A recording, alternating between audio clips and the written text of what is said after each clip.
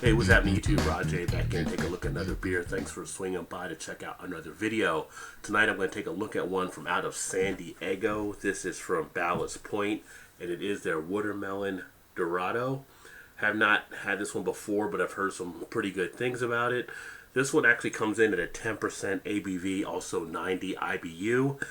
And Ballast Point's been putting some good things out there, so definitely looking forward to seeing what this one actually has to offer. Nothing really too much else on the label, as I was looking at that here for a second. But on the front, you have a couple of fish on there, and not anything else really. Just double India Pale Ale with natural flavors. Let's go ahead and get it open and get into a glass and check it out. So there we go, get it into the glass. Actually came out with just about a finger of head, so not too much head on there. And it actually is a little bit off-white. The bubbles inside of it, you got some big, some small, but it looks like it's going to leave some lacing behind as it dissipates. Kind of what I would expect, I guess, on a double IPA. As far as the body on it, you get it to a light and you have a nice golden, orange, amber color. Out of the light, doesn't really change too much. You can see there that there isn't that much clarity where you can see through the other side, so it definitely has that haze on there. And even to the light, it's only a little bit that it lets up where you can actually see to the other side. But you can pick up some of the carbonation, which does stream very nicely on this beer as it heads up the glass. And as I swirl it around a little bit, you can kind of see how it's going to actually lace as well. As far as the aroma, getting big notes of a fruit flavor coming out. It really is kind of that watermelon. It's not as strong as I thought it may be going in. You get that hint of it, but it's not too overpowering. The more it kind of sits there and warms up a little bit, it seems the stronger it does start to come out though. Actually has a nice ripeness from the aroma. You do get a hint of those hops in the background as well. Basically everything you would kind of expect to have off of an IPA. You have that citrus, tropical type notes, but definitely headlined by the watermelon as expected.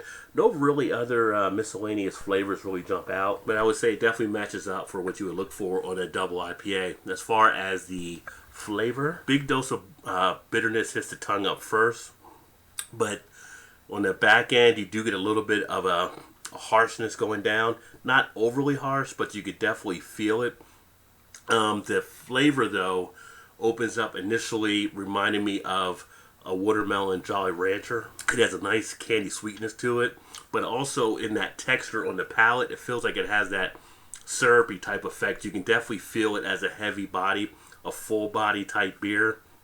Carbonation is definitely lively, not too overly carbonated, but you definitely feel that on your palate. And as far as the feel of the finish, you kind of get a little bit of that burn going in as you swallow, kind of that sense of the alcohol there, the sense of kind of almost that warming effects about to come.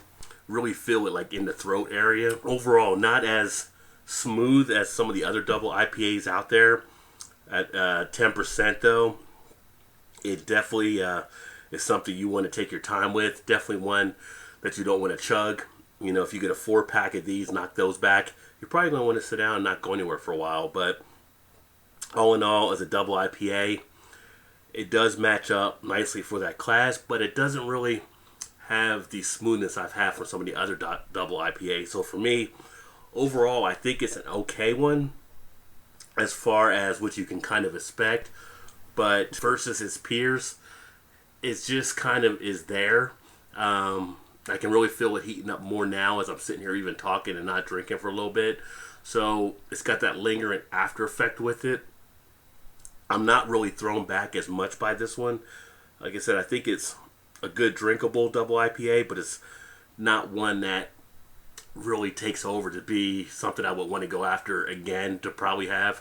So for me, I'd actually give this one a 3 out of 5. So that would kind of put it into that B-, C+ type area, kind of in that regard.